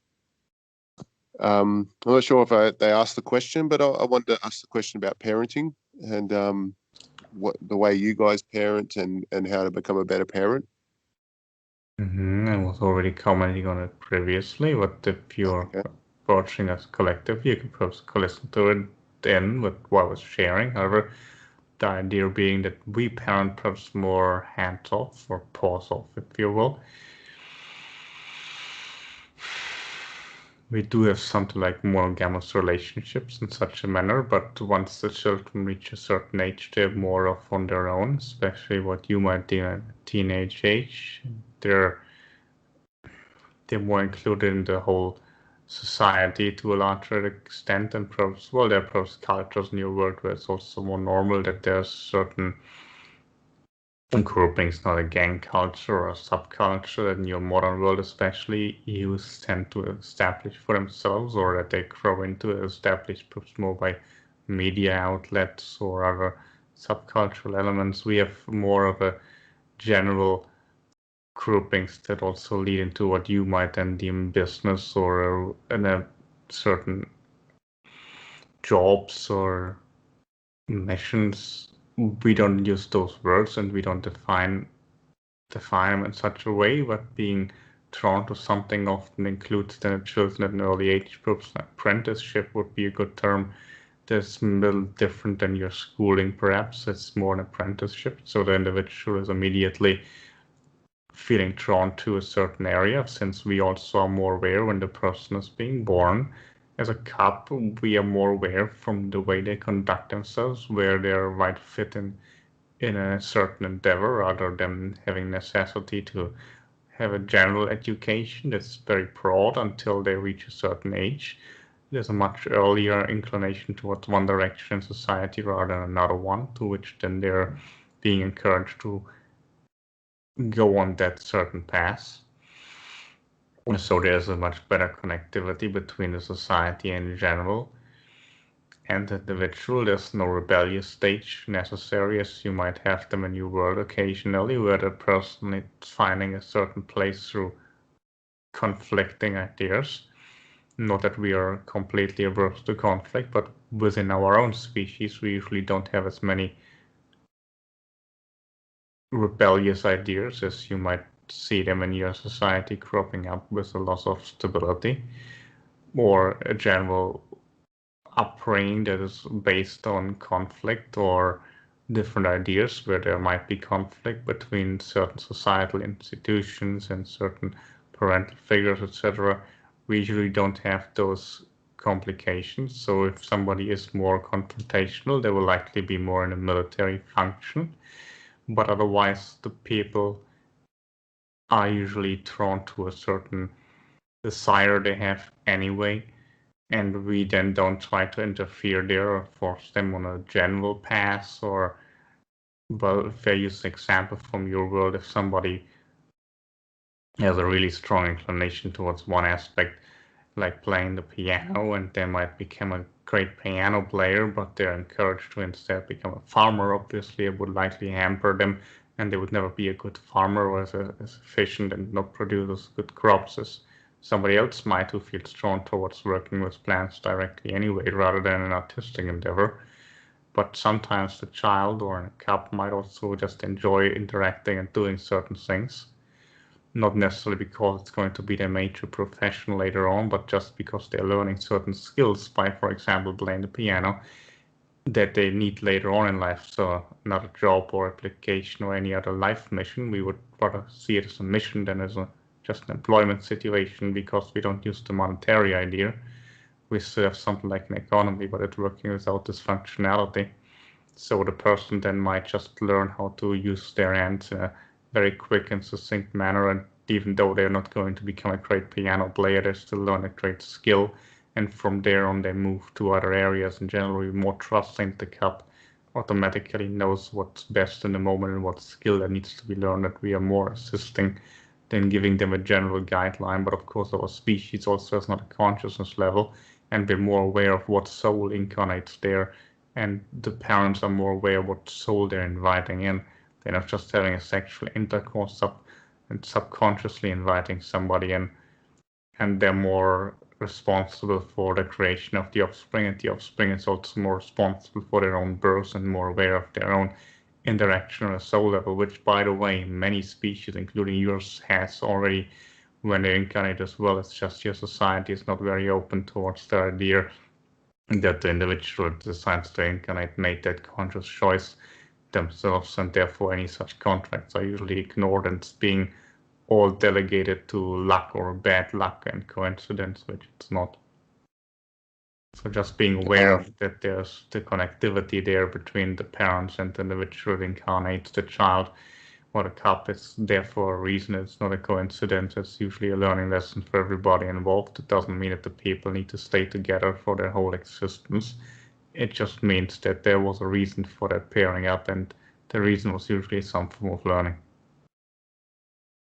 Well, okay, thank you for those insights.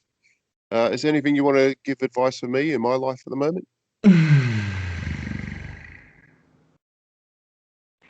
Just be more lighthearted. Either seem a little serious or something needs to be laying on your heart to some degree. If you could just open up there a little bit further, it would benefit yourself and your surrounding.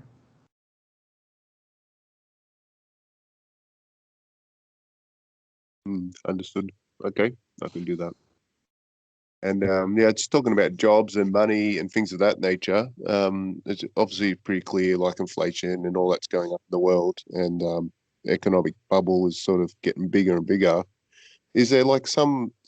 Can you see like our path and where we're going with our economy in general? Like, is it like we're near a collapse, or we're moving into a different system? Both is very likely. Again, I can't decide exactly how your future is going to be. Important part, as I mentioned in the introduction, is to remain grounded and open-hearted, as I shared. However, it's very likely your system does collapse in the way it is now. Of course, there will be something else in its place, so it depends on what you would define as a complete collapse. Of course, a lot of your economy is about to break down, but there's always something in place that will likely then be there if already being established for your current economic system, resetting certain institutions, also the alternative systems that wish to crop to the surface, and of course your economic system is apparently aligning with some of other ideas and trying to incorporate and swallow them up. I'm not an economist, I'm not an I'm also especially not particularly versed in your world, how things there are being done. I'm also just reading intellectual information from your mind and from David's mind. And of course, I'm also then relating this to what I'm aware of and what would be normal considered in our economy, but yours is much more conflicting.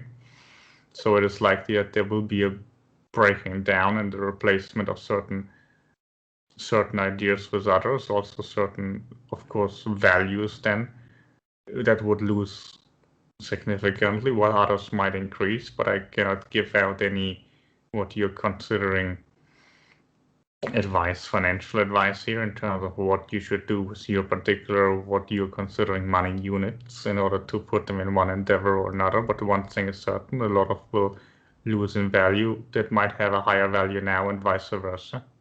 So a shifting of wealth, I think that's the best term to use, a shifting of wealth from one area or perhaps a group of people to others. Yeah, okay. I can see that happening. Yeah, I can see the old system sort of crumbling, and obviously new systems are starting to come up. So yeah, I appreciate your words. Many times in your world, however. Sorry, say that again. It has happened many times in your world, however, in different parts of your fairly brief history. Oh, where it's the old system's broken down and new ones have come up. Yes. Yeah, because people talk about like a great reset and how this system's going to reset and move into a more equal distributed wealth around the world instead of certain places having higher wealth and other ones having quite lower wealth. So can you see this? Those ideas? Of course, I'm aware of what the endeavor there is. There's also a lot of hidden interest of certain groups trying to get the upper hand in this struggle and using this to get their ideas. And of course, it's possible that such an equalization happens. But remember that Euro system, the way it still is, Euro, what you're considering a capitalist system, your whole monetary system is still based on a struggle between individuals, and you're just playing it out via money. So if you wouldn't have this tool, you would just use another one. However, I'm aware you also have a gold standard and you have different currencies. The gold standard might not be as prevalent anymore. I'm aware one of your monetary functions, your currencies are not necessarily based on anything like that any longer. There are other currencies that are based on something different and then yet something different. And what I'm referring to is simply in your past there was a world leading currency for a certain amount of what you might consider centuries, and then another one, and I'm aware currently it's your US dollar. It could be again another one or another one. It doesn't necessarily mean the entire overhaul of the system. Of course, if many currencies on this world would be newly evaluated and currencies would be based on something else again, that of course would also shift a lot of wealth, but of course there are also groups in your world that have a certain vested interest to create what you might consider a one world government, and they want it under their control, others want it under their control, state actors, non-state actors. You want to consider those things conspiracies. That is one way to term it, but something like this is always going on in a planet like yours in a third dimensional world. There's always something like those struggles over control. Okay, cool. Thanks for your insights. I guess I'll finish up here. If there's nothing more you want to say, Metax, good connecting with you again. Much love to you, and remember that's the most important thing to focus on in the moment now as anywhere else. But your heart is already much more open than when you started talking. Thank you. Much love to you, Metax. Bye-bye. Bye. Well, Metax, we're at the end of the queue, and I just want to say thank you very much for the session today. I've gotten a lot of great energy, and much love to you. Much love to Christy. I thank you greatly for facilitating our interaction today. Goodbye for now. And goodbye to the entire collective listening. And now at the other point and what you consider time. Much love. Much meow. Much love, Metax.